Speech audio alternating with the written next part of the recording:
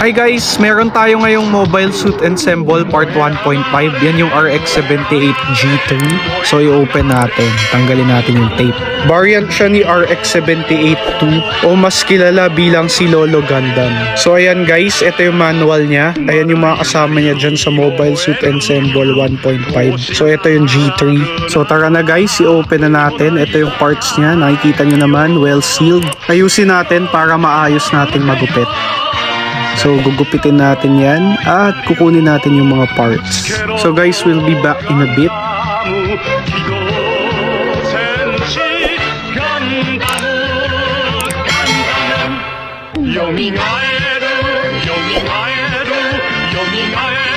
Bale, ito na yung mga parts niya guys, i-assemble na natin. So ayan na siya guys, yung RX-78 G3.